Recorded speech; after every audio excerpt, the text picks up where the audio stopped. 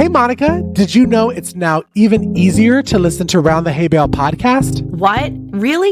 How easy? That's right. All you have to do is say, Alexa, play Round the Hay Bale podcast. Playing Round the Hay Bale podcast on Apple Music. Oh, we're really fancy now. Tune in to Round the Hay Bale every Monday at 9 a.m. Central.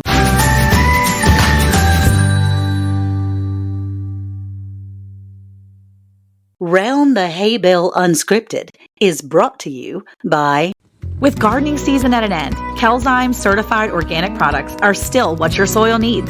From overwintering fruit trees to preparing your soil for spring, Cayce calcium-based fertilizer gives the essential minerals they need to thrive. Applying Cayce to agricultural soils and water has been proven to increase plant and crop yields while making vegetables and grains healthier and more nutritious. In addition, Cayce can help restore the nutrient balance in animals when they are fed plants grown using Cayce in both soil and water. To check out all of Cayce's organic products, visit cayce.com and use the promo code HAYBALE for 10% off your purchase. Grab a cup of joe and gather round the hay bale with your hosts, Alicia from Country Mama Musings, Anne from Anne Dale Homestead, Cayce from Ormsby Farms, and Monica from Bland's Promised Land Ranch. Now, here they are, unscripted. Hey, y'all. Hey! Wee doggy. Oh, isn't that a great intro? Hey, y'all. I'm Alicia. Welcome back to the Hay Bale Unscripted. I am so unscripted today, you don't even know.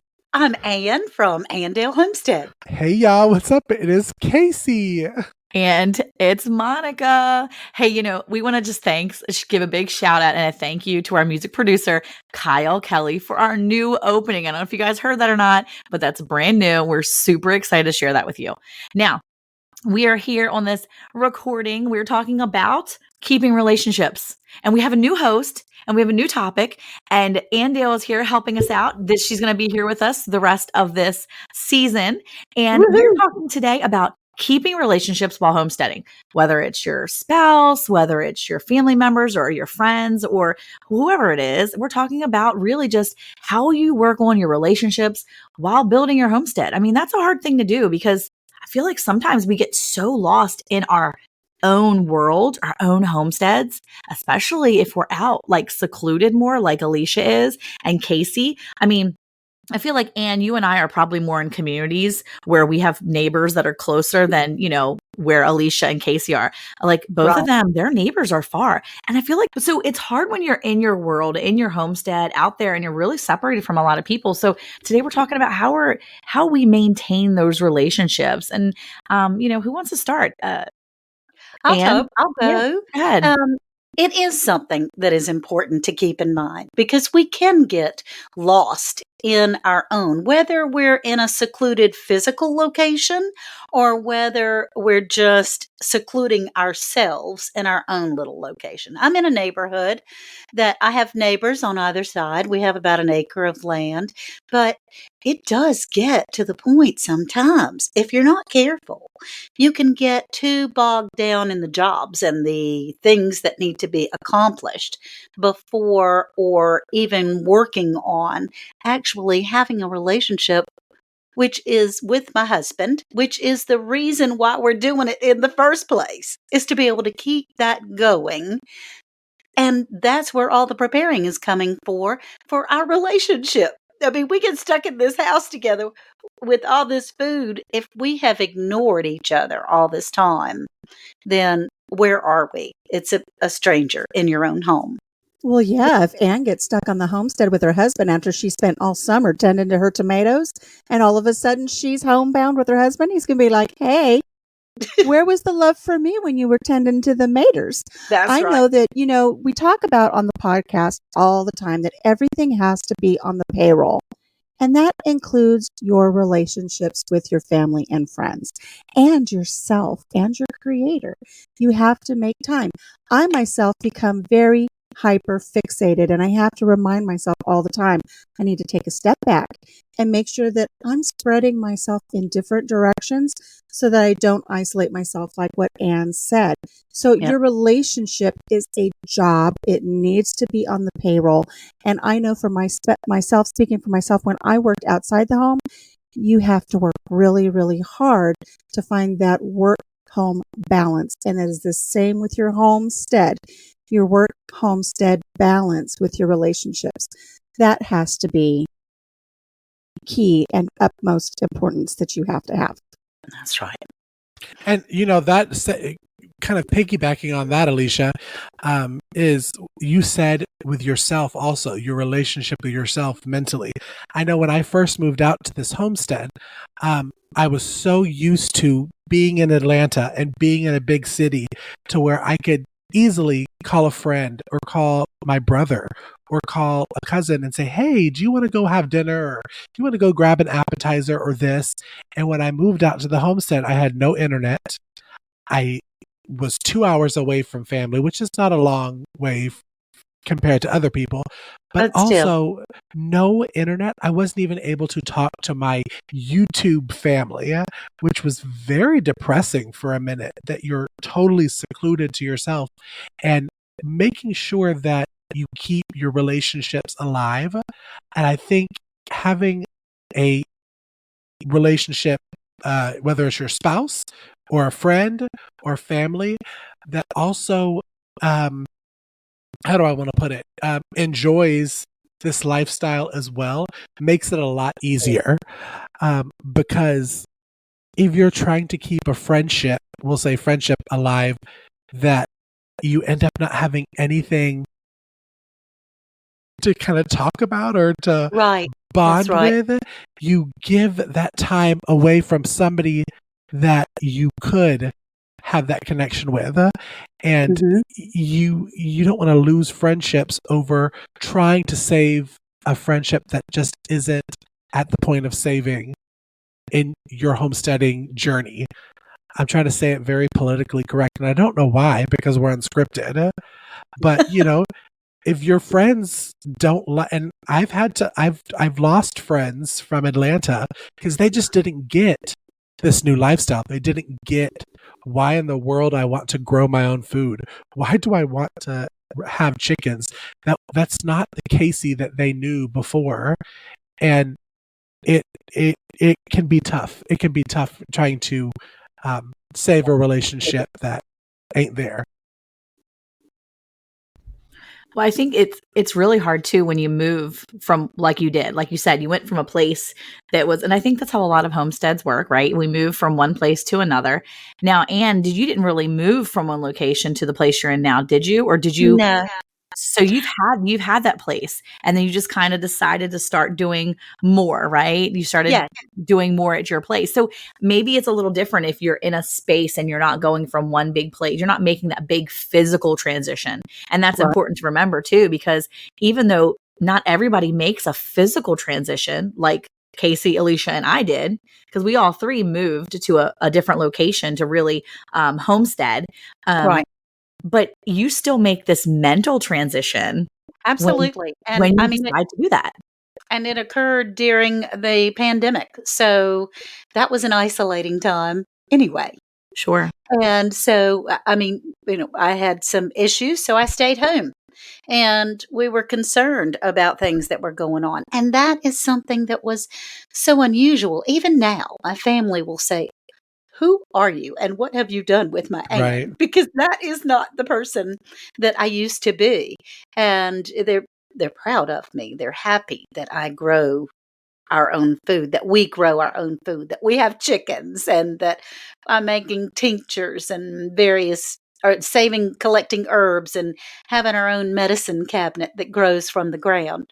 But in order to be able to do that, you do have to work at making sure that it's a conscious effort to include other people in your life. It's easy to get so consumed by what you're doing and the jobs that you have done. I would look up and realize that I hadn't moved out of my driveway for 3 weeks. And so it's important to keep that in mind. It is. And one of the reasons, Anne, you may not realize this, but one of the reasons that we decided that this would be a topic for our podcast this week was because you had done that wonderful video for our Homesteading 101. And you Oh, discussed about having healthy relationships during Right, right, homesteading. right. And I said to everybody else here, I said, we should really focus on that because Anne had some great things to say about that. So, we kind of went forward from saying what you were mainly focusing on, which was your marriage on a Yes. homestead, and including the relationship with your children and your grandchildren and your friends and your Yes. extended family and your neighbors. And these are all relationships that are worthwhile. And I'll tell you right now, and I've shared this with my co-host before because I went through a kind of strange time during the pandemic as well, is I had friends who lost their husbands during the pandemic. Hmm. And I had to say, you know what? Not doing something on my homestead today is okay because I'm going to spend time with my husband because tomorrow's not guaranteed. And Right. at the end of the day, if I have to say goodbye to a loved one or a friend or a neighbor, nobody's going to say, wow, I'm really glad you got those last rows of tomatoes in because Right. that was important. No, That's my friend is important. My family member is important. So you have to find that balance and not become so hyper fixated that other things suffer, wither, and die. That's exactly right. Agreed. In fact, I was speaking today and I came across this, and it says, this was from Dr. Seuss, and it says, sometimes you'll never know the value of a moment until it becomes a memory. And we don't. In order to be able to live this moment right now, it's important to realize that, we might not be here. A tree could fall on my head next week. You never know. And so we better make things count while we got the time to do it. Absolutely Agreed. right. Agreed. And I have a kind of a topic to kind of go off on a rant because I am the single one out of the hosted group. So I want the best advice from the three of y'all, like round robin. Look at me pulling in Alicia, doing my own round robin. Surprise. Look at you go. I know. So if you married ladies could give your best one piece of advice to keep your marital relationship good, what would that be? Somebody that's going into this homesteading lifestyle, is single, wants to get in a relationship, what would you give them advice wise to make sure that they have a healthy relationship with their wife or their husband or something like that? First and foremost, it's always that communication is key. And I go through this all the time, even though I preach it, doesn't mean that I live it, but you have to make sure that what you're saying and what is coming out of your mouth or what your actions are with your body language, that it relays the message you really want to send and that the person on the other end receives it the way it's intended. Because I know I will say something, I know what I mean, and it gets completely lost in translation. And then there's a misunderstanding. And then it takes 10 times as long to fix the misunderstanding than if you just would have at least asked for some clarification. Am I making myself clear? Am I making sense what I want to do? Because all the time I'm told, nobody understood what you were talking about, including my co-host. I know, like right now, they're just looking at me like I'm crazy. It's not true. It's not true. Maybe I should have Communication is probably key. said that with my question because my question was probably very vague on Well, it's on because it me can go in asking so it. many different directions. Right. And since we're talking, here I'm going to just like get on my soapbox for a minute. And I think I've shared with you this little story before. And I think it really plays into any relationship, whether it is family, friend, neighbor, whatever. And we're talking about communication being key in any relationship. And I had shared, I believe, with you guys before the story about the heel of the loaf of bread. Have I shared that with you guys before? Monica's nodding her head yes. So real quick, and I won't make it the long drawn out story, but this couple had been married for 60 years, and that is a long marriage. And every day at the end of the day, She would prepare tea and he would prepare toast. And they would sit down and have tea and toast before they would retire for the evening, every day for 60 years. And every once in a while, the husband would be presented with the heel of the bread. And he would toast it, butter it, and he would always put it before his wife. And after 60 years, she reached her boiling point and she just exploded one day sitting there at their little table. And she just let him have it. And the whole time that she was unloading on him verbally, he was just looking into his lap with this sad expression on his face because she was beating him like no tomorrow, verbally. And when she was done, he looked up to her and he said, I've always given you the heel of the loaf of the bread because it's my favorite. And I was giving up my favorite so you could have it. You never told me that you didn't like the heel of the bread. I thought you knew that I was expressing to you how much I love you by giving you my favorite. And here she had just went off on him about how selfish he was, how much she hated the loaf, the heel of the bread. And it caused this big, huge misunderstanding. If she would have expressed, honey, thank you so much, but I really don't like the heel. Mhm. And if he would have said, you know what, I'll give you the heel today because you know I love it, but I want you to have it instead. And I'll tell you what, after learning that story, I learned that Papa Jim doesn't like it when I take the center of the brownies for myself and give him the outer edge of the brownie. He likes the inside of the brownie too. So now I don't give him an outer edge of the brownie. I give him an inner edge, an inner square, and I will eat the outer edge. Except sometimes I still take the inner square for myself. Why But, don't you just I mean, why don't you just cut the edges off your brownie? I'm The just entire saying. just cut Because all of the the edges whole off. look at me. The whole inside of the brownie pan is mine. The you Don't get the you can outer have the edge. entire I here's see the it thing. now. We're adults now. We are adults. We Who can says? cut the burnt crust off of our brownies if we I want. didn't say it was burnt. Oh, it's I didn't always say it burned. was It's never burnt. really to me it's always burned. It's Like hard. it's See, crusty I and don't like it hard. hard. I don't like that either. I need soft and chewy and gooey, like Yes. basically uncooked, just warmed really well. Yes. Like, So we're adults, by golly. We can cut the crust off our brownies. I Well, feel but like I we don't. I should. just give him the crust. I just give him the crust, and I eat the inside. So, No. but now I give him the inside, and I have a little bit of crust for myself.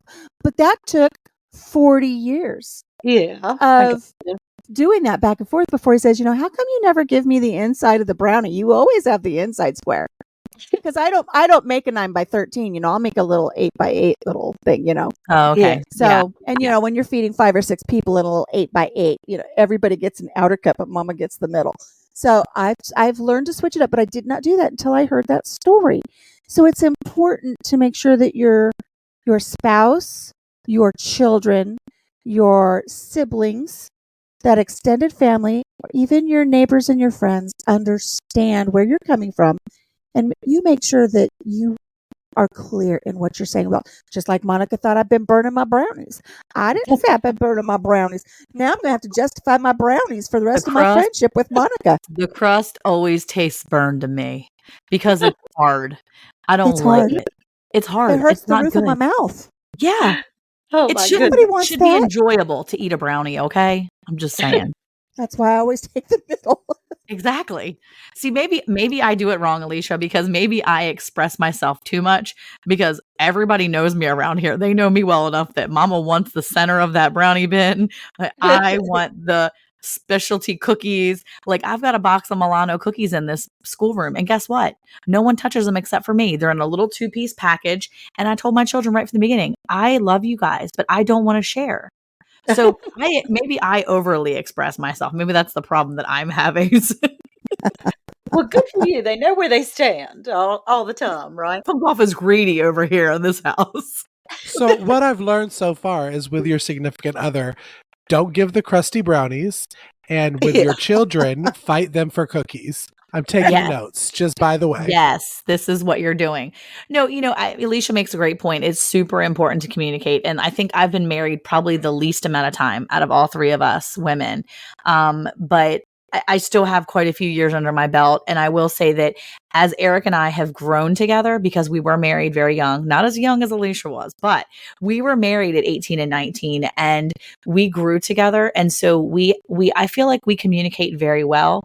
I feel like the thing that we had to learn right off the bat being married was we had to know how to really fill each other's love tanks, if you will, what it works best for each person. Because I am not a hugger. I'm not a touchy-feely person.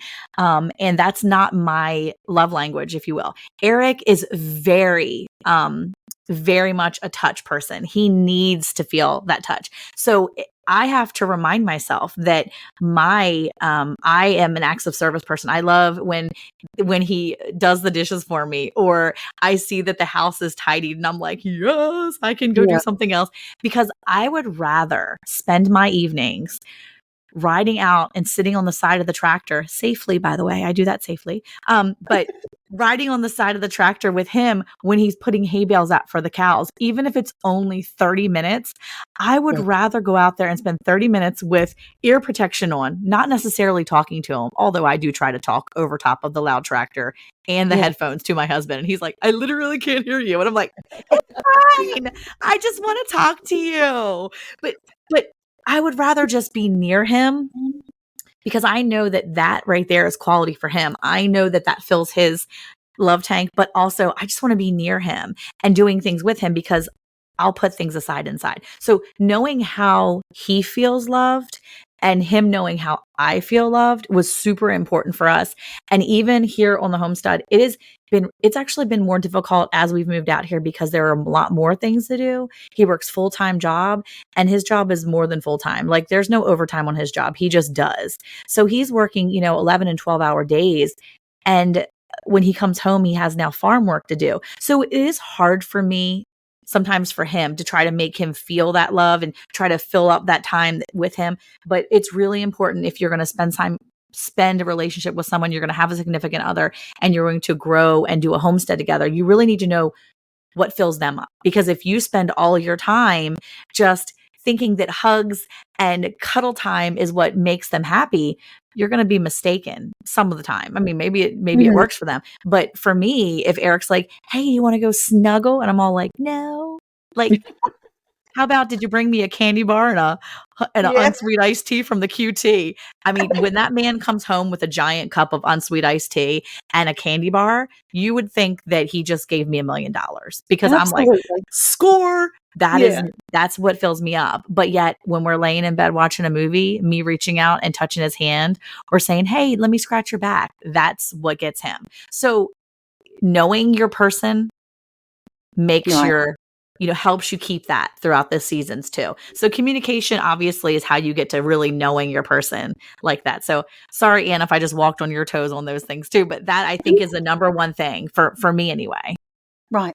Well, Cayce, there's a couple of things, honey. Now, are you talking about what types of things that I'd look for a lifetime mate, or, how would I live my daily life with a mate? Help me with this question, because I have two different answers. I guess what I was going with it is more like for our listeners that are listening in, and they're like, oh, I listened to Anne and Monica and Alicia, and they've been married and they're living their homestead. How do they do it? How do they keep that spouse relationship good during homesteading? I do have, because there's a couple my of spouse relationship is with sour cream and onion potato chips and canned with the air drawn out cookies in quart jars. So that's my spouse relationship. So I have no say. All right. Well, there's a couple of words of advice that I have as a person that's been around the sun a couple of times. One, learn to fight fair. If you're going to fight, don't go for the jugular. You fight fair. The people that I see that argue, that actually go for the other person's very weakest point when they're in an argument, are the ones that don't stay. That is one, and take it for what you will there. The other is It's likening to me of trying to root from a tree, trying to air air air root on another tree. When you have one root and you're coming to this tree and you're trying to get it to grow more roots, and you scrape off the bark and you scrape it down all the way down to the real inside meat. And that is where you put your growth powder. That is where you put your soil. That is where you put your protection from all the weather and all the sun to be able to keep it warm and keep it comfortable. And that way it can grow and develop new roots, and you have a new tree that you're able to have. Well, the same thing for a relationship. You stop. We cannot count on the outside bark of others. And that when we shed that away and go down to the core and see that they have, no matter how mad I get at Worthdale, he has amazing morals. He has character. He has my same type of style of thought process. I mean, we're come at it from totally different angles, but we agree in the really important things of life. I know that he's not going to go down to the street and rob somebody. I know that he's going to help an old woman into her car. I know that he's going to help a neighbor if a tree falls in the yard, or he's a trustworthy, honest, awesome person, even if I'm not married to him. And so when I get really, really angry and really, really mad with him, if I can sit back long enough to realize that, okay, you're a really cool human, even if I don't like you right now. So getting to that inside core to understand, to really look at the character of the person is incredibly important, in my opinion. You know, I'd like to add to that, since this is almost turning into a little bit of a round robin between us girls. You know, one thing, before I learned that one story, anytime I would go to like a bridal shower and people would ask for one piece of advice, I would always say, only one person's allowed to be crazy at a time. You both can't be crazy. So there's some weeks where it's my week to be crazy, and then we support each other through it. And then there's times where it's Papa Jim's week to be crazy, and I have to recognize that, and I support him through that as well. So Yes. that goes for friendships too. You know, this is my week to be a loon, and you can have it next week. Or if you're having a little bit of a breakdown this week, I'm here for you. It goes back and forth. The other main thing that we have always stood by, now we're coming up on being together 42 years this September. And one thing that we have always stuck by, no matter, like you said, no matter how mad you get at the other person, no matter what's going on, we never, ever, ever use the word divorce. The more that you throw that word around and the more desensitized you become to it, the easier it's going to be to finally pull the trigger on that. So we don't get in a fight and say, well, you know what, maybe I'll just leave you. Maybe I'll just divorce you. We don't do that. And I watch the younger generations come up, and they are more than happy to throw around that word. Yep. And I let them know, you can't do that, because then it cheapens it, the reality of the severity of what divorcing really truly is. And then it just becomes easy to make your marriage disposable, just like everything else in our society, whether it's, solo cups or diapers or straws. Then your relationships become disposable because you've lowered them to that level. The same goes for your friendships. I mean, if you're having something happen with one of your friends, just say, I'm just going to get me a new best friend if this is the way it is. You can't come over and help me with my maters this week. I'm just going to get me a new friend that will. And then before you know it, you've devalued that friendship to the point where that person doesn't feel that friendship love. They don't pick up on that love tank between friendships. And then it's gone away, and it's dust in the wind, and you're going to have an awful hard time trying to retrieve it and rebuild it and build those roots again. Like you said, Anne Dale, it's twice as much work. So with your relationships, just make sure that you don't cheapen it and make it to where it's so easily disposable by words, because words hurt. And once they're out, You can apologize, but it's hard to fix that damage. So that's a Takes a couple long things that we've time. always stuck to. That's one thing we don't ever say either. We've never said that word. We refuse to say that word. That never will come into our vocabulary ever. Because it's just like, but you have to have those standards with the rest of your friendships. So when it comes to your family, I can get angry at my mom or my sister or whoever, but I have to remember that it's not like with your family, you can unfriend them because, how easy is it for you to know for real though? How easy is it? And you all have probably been through this before. And I know Alicia's been through it before where people who you think care about you or you care about have just simply dropped you off of social media. And you're like, what? Because here's the thing. I'm going to be honest with you.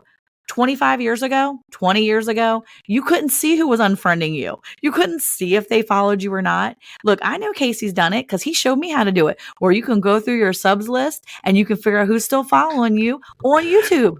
Yes, and Dale, I was that person. Yeah. I was like, Monica, did you know you could do this? Because it's hurtful. Yeah. It's very hurtful when you think somebody that. There's a lot of people that hide their subs. So, But remember True. this, ready? You don't always know who's talking about you behind your back either in the real world. And that's right. But remember, the internet does its own thing, okay? So social media has evolved and has really changed our relationships. Now, obviously, you're listening to this on a podcast, so we appreciate social media for what it is in this case, because wherever you're at, you're listening to this right now and you're hearing us. And thank you, social media, and thank you for podcasts for being have the ability. But the reality is that it's very easy for us to just cheapen the relationships we're in. And it's really important for us to, whatever we're doing, whether we're homesteading or just gardening or farming, or whether you don't consider yourself a homesteader, you're just a regular person out there listening to this podcast. Look, I have friends that live in Maryland that listen to this podcast. Hey, Kim. And she's like, I listen to your podcast and I love it. And she's not a homesteader, but here's the thing. She listens because she's my friend and she knows that I'll unfriend her. No, I'm joking. I won't unfriend her. I'm just teasing. But Hey, Kim, if you need a new BFF, I'm available. yeah, Alicia's got add her on your thing. Okay, but here's the thing: we cheapen it. We're like, oh, just unfriend them. Oh, well, I'm not following them anymore on Instagram. Oh, well, guess what? Nobody cares, dude.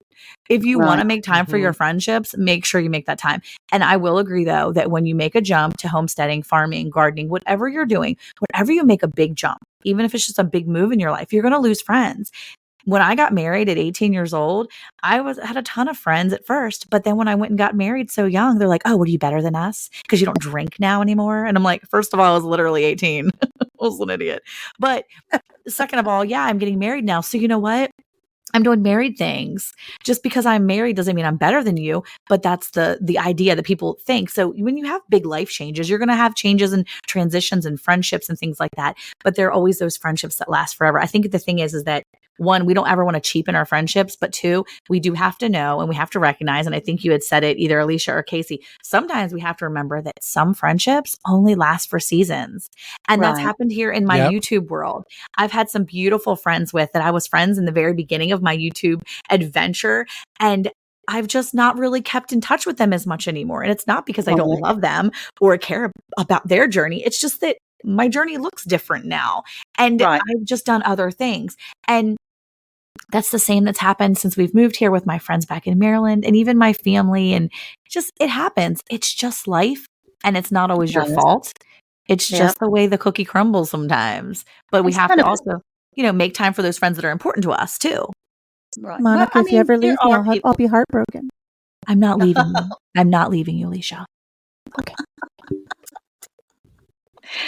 Well, there are people that are in your life for a season. They really are. And you have seasons. We all have seasons in our lives. Yep. But to be aware of things that people and places and relationships, friendships, which I'm terrible about that. I get hung up in it's either the homestead or the grandchildren. And to go and have lunch with my girlfriends, I haven't done that in probably 3 years, which is terrible. Isn't there a poem that was called A Reason, a Season, a Lifetime? Am I getting really crazy right now? There is something along those lines. But you know what? I've had to come to the realization of Anne, is I can either do my dishes or I can go out to lunch with my brother. Right. And if I were to die tomorrow, my brother's not going to stand alongside my grave and say, "Thank God she cleaned that kitchen." Right. I remember when she cleaned that kitchen. Remember when I had to go to lunch by myself? Yeah. I'm so glad my sister had a clean kitchen when she died. No, he's not even going to know my kitchen was dirty because I'm not going to tell him that I'm going to make him a priority over my dishes because that almost kind of cheapens that. Well, I have dishes to do, but I guess. Yeah. No, Yeah. you go to lunch. Even though he need almost to killed me last week, I still went to lunch with him. Put the car in reverse on an incline. We almost ended up in a ravine. I was almost going to die. Ah. But It's an and you know adventure. what? If I would have died, my dishes would have been dirty in the sink. But But now you have an adventure to look back on because you I spent do. that A time. memory. I do. Are you enjoying the Hay Bale topics? To learn more, click on our LINKTREE link to get all our product recommendations, along with discount codes and more. A memory. I do. I do. And he gave me the biggest hug at the end of that lunch date because I think he knew he almost killed his little sister. And then he looked at my dirty dishes and he says, "I'm going to go." You didn't want to help. But you What- make a good point. You have to spend time. You have to make it a priority to spend time with people that you Yeah. care about or that, Yeah. you know that it's important. Look, I mean, there's a lot of times where I have friends that call me and I love these people and they text me and they're like, "Hey girl, I was just wanting to know if you want to get together. Maybe we can go out for lunch." And I'm all like, "Oh, I don't want to go out in public. I have to wash my hair. I have to Right. put on jeans. I have to do stuff." Makeup. I don't literally don't want to do any of it. And then I Yeah. feel really awful for acting like I don't want to spend time with my friends. And then Yeah. I go and we have a Yes. great time. And then I'm Yeah. like, "Oh my gosh, I'm glad that I wasn't like they didn't let me be a turd because I'm that's so what I wanted glad you to said do." that, Monica, because I was literally about to say that with what the comment that Anne Dale made. I'm so bad too, Anne Dale. I'm bad. Terrible. Well, because you get those Facebook messages from your friends and the ones that still, want to be your friend even though you're a homesteader and, you sweat and you wear boots with shorts. Like, who would have thunk Cayce would wear basketball shorts and snake boots together? But Yeah. when you actually go on those lunch dates, when you finally talk yourself into it, "Oh, I don't want to." That's true. And then That's a true and then you story. finally go. I'm You doing it too. feel so. I there's like a completeness to my heart, Yes. and I think Yeah. also not even just a homesteading journey, but since I've been on my spiritual, religious journey, also having to kind of cut off. Like you're processing a deer. Sometimes you got to cut off the excess skin Right. and everything. Sorry, Alicia. Sorry, vegetarian. What do you even know? When's the last time you processed a deer, Cayce? No, I actually had just watched one of my new farmers market friends process it. I felt very, very homesteady. No, He I was would. so empowered after he left there. He was like, I "Rub the did. I was venison like, blood I on my can- cheeks." Oh, did I send you that picture? That was probably it. No, but knowing, because we were talking about cheapening relationships, but knowing when it's time to say goodbye to a relationship, whether it is the Yeah. homesteading journey or a spiritual journey, or just maybe it's a food journey or a workout journey, whatever it is, it's okay to say, "You know what? This is not the best for me. Yeah. And It I is. need to do what's best for me and move forward with that." Now, I'm in the studio and I'm not eating my microphone, so all of my hosts are looking at me like I'm crazy. But now, can you hear me? We're ready to go. There we Now go. we got the venison blood underneath the eyes. So I just wanted to say Did that you have its liver with a nice can of fava beans and a Chianti? I was going to wait when you were going to say that. But no, I was just going to piggyback on Monica and both saying that, if you want. Otherwise, if you don't want to go out with your friends, then don't.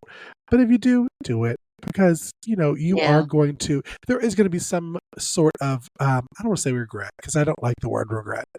But I regret.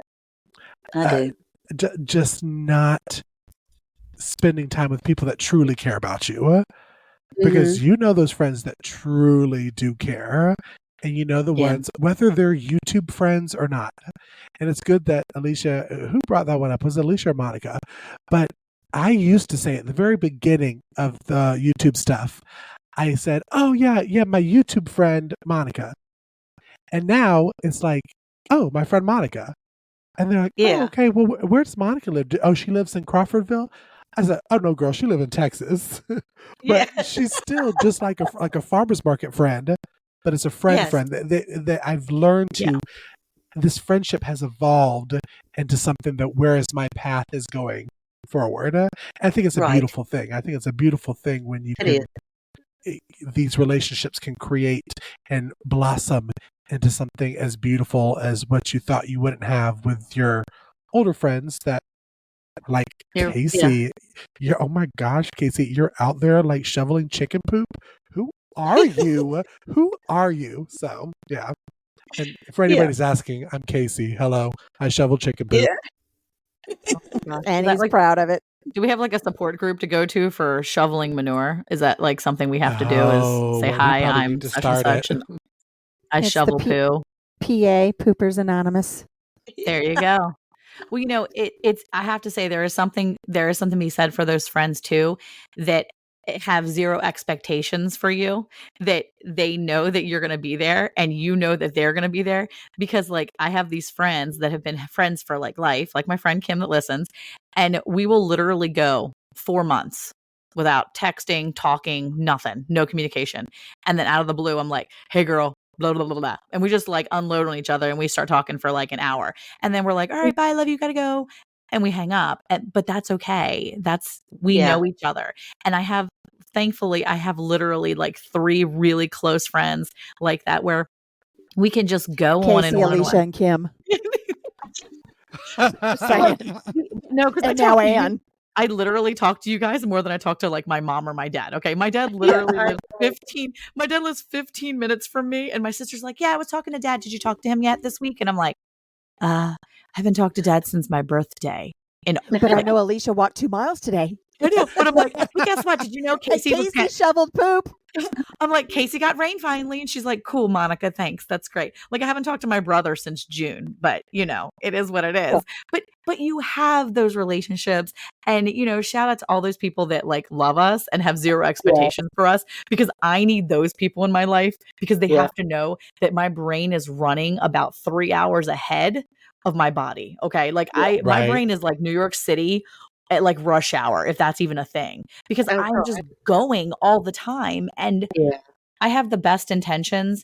And I remember to call my friends and it's like 3 a.m. and I'm like, oh, I can't call them now. Yeah.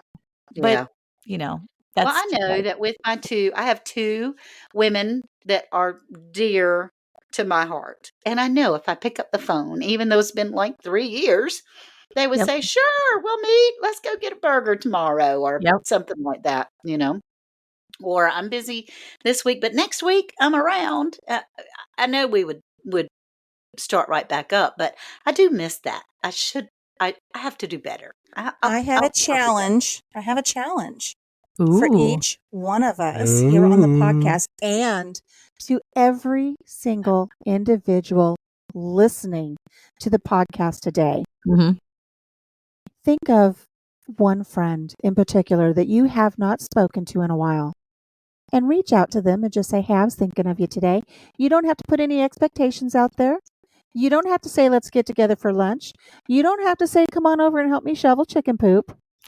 You can just say, I just wanted to let you know I was thinking of you.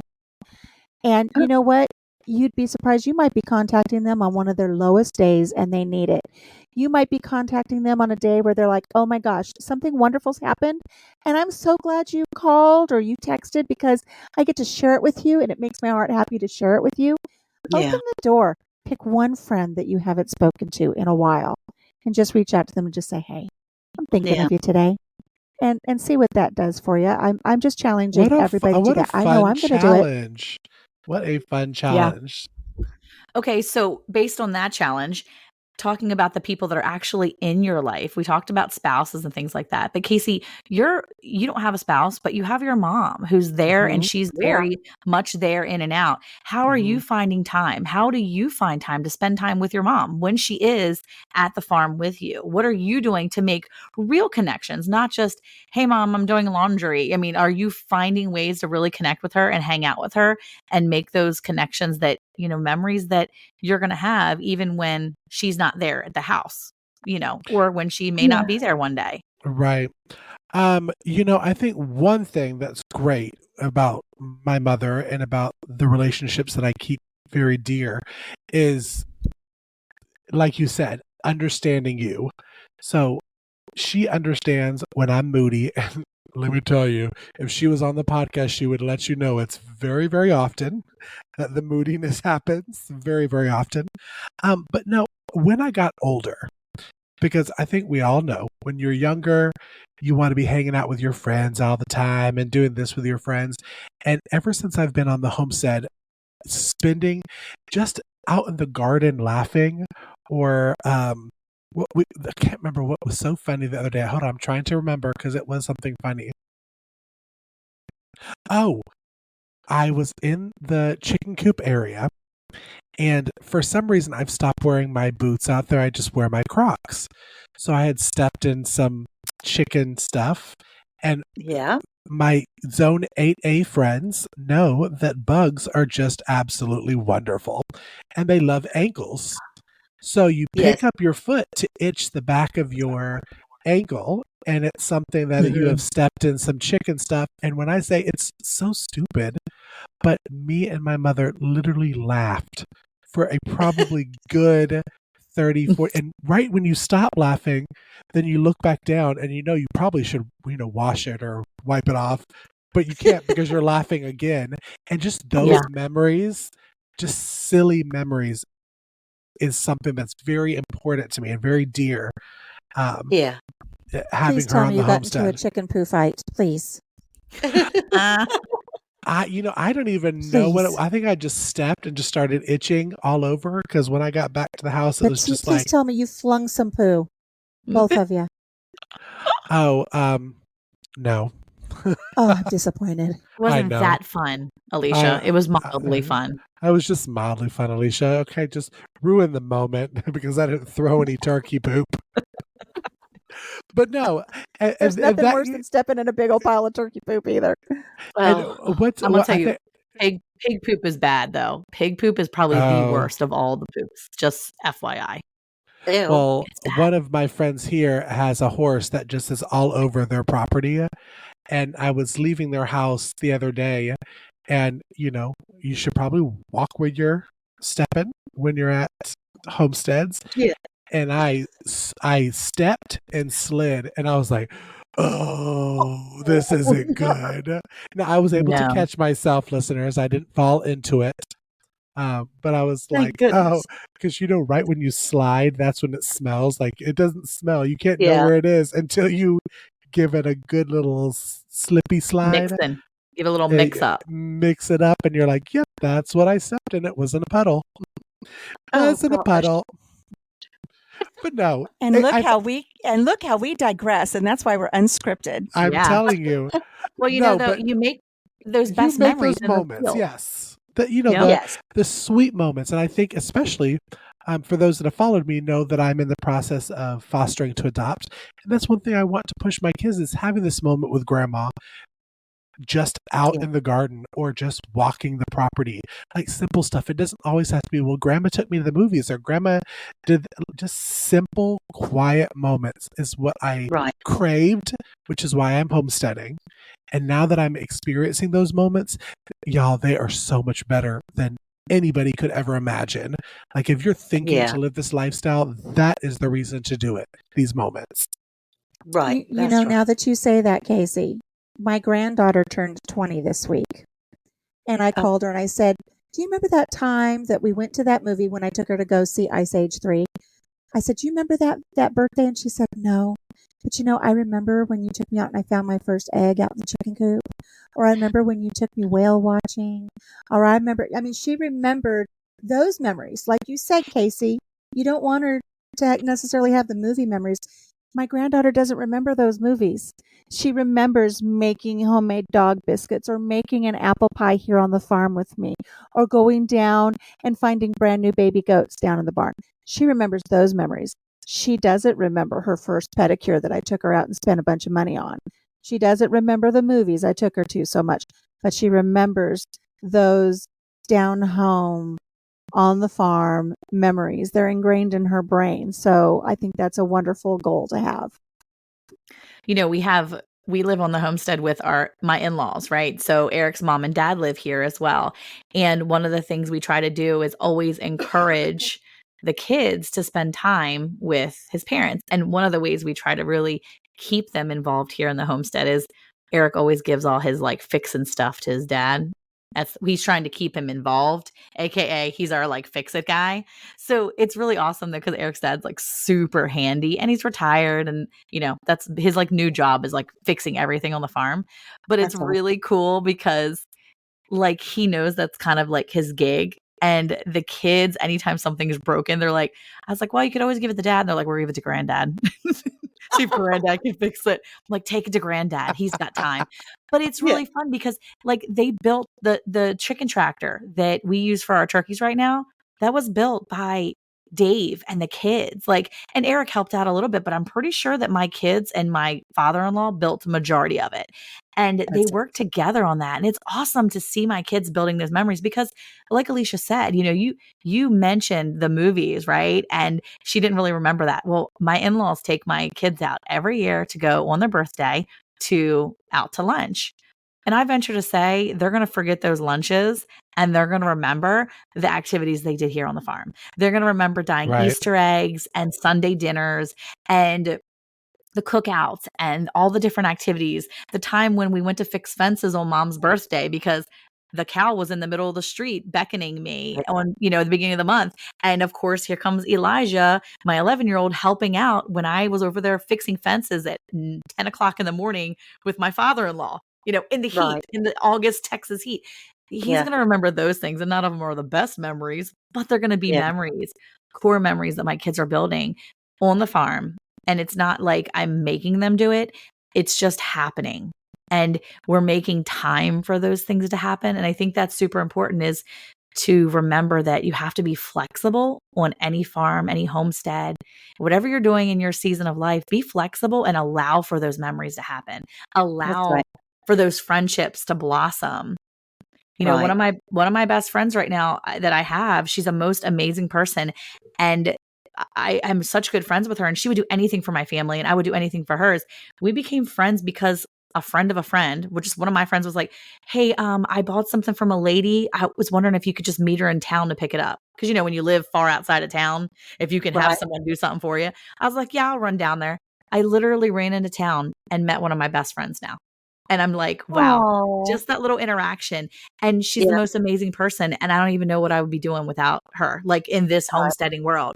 And so it's amazing if you just allow yourself to be used, allow yourself to make those moments and make those friendships because the people that you might use on your homestead journey and that might need you to be, you know, Yes. to be used by you and be used with them, that, you know, you just have to allow yourself time to do it. Be flexible. I totally agree. Yeah. Spend that time. And be open to the seasons. You know, Exactly. you may be able to open up the door and have that friendship and that relationship and then recognize the time when it's time to let that season go and move on. They're Yeah. going to find other things to do with their family, their homes, and then the same with you. You're going to find other things to do with your families and your homes, and Yep. it's okay.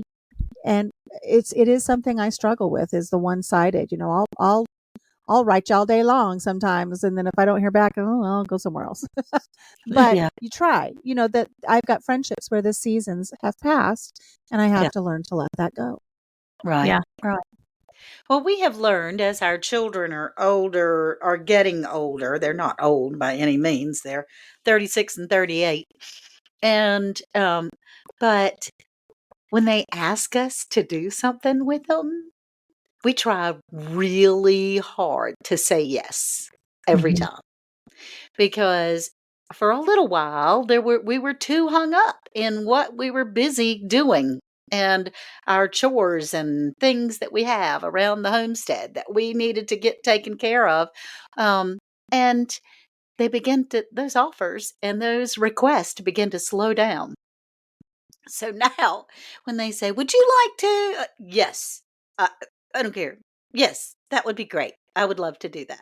And right now, our son, which works all over the state of North Carolina in his own mulching business, is about 5 miles down the road doing a job. And Worth, my husband, fixes the boys' lunch. There were 3 of them on mulching machines, and he fixes their lunch every day and takes it to them. I love Now, that. this is a dad that peels the tangerines and slices the apples, and he wraps things in aluminum foil, and he cooks their sandwich meat instead of those kinds of things, and he takes them their lunch every day, which is just the coolest thing. It's about taking the time, because he could find other things that needed to be done, but he's taken the time and putting his relationship as a priority. I love that. That's fantastic. It's funny because sometimes Eric will say to me, the boys can make their own lunch, Monica. The boys can do X, Y, and Z. You don't need to do it. They're grown up or they're whatever. And I'm like, yeah, but I like to help. Yeah. I like to help That's them. I like to do that. Don't take that from me right now. Like, let me. No, Yeah. there's lots of times that I'm like, Right. dude, I'm not doing that for them. But there's times now where I'm like, I want to take the time to do this because Right. I want to show them how much I care about them. It's not that I need to or they have to. It's that I want to. So I'm Right. glad you That's said that about your husband too, because it really speaks to the relationship that he's built with them. He's making the right. time for them. It's He important. is. And Yeah. our son is just, he and his workers look forward to it every day. Of course, now all the workers' wives are saying, do not expect me to peel your tangerine. Okay. So, Oh my Well, word. well, y'all, on that note, we're going to be continuing this conversation for probably the next couple of episodes. We're talking about multi-generational families on the homestead. We're talking about getting kids and grandkids involved on the homestead. But that is it for this episode of Round the Hay Bale. So we hope you enjoyed it. Make sure you are subscribing to our channel and go ahead and leave comments and add us to your favorite on the podcast. It helps our podcast to grow. So thank you for tuning in. And as Alicia always said, and I'm taking over, take care of yourself, take care of each other, and Kyle Kelly, take it away. Join your hosts back here next week on Round the Hay Bale.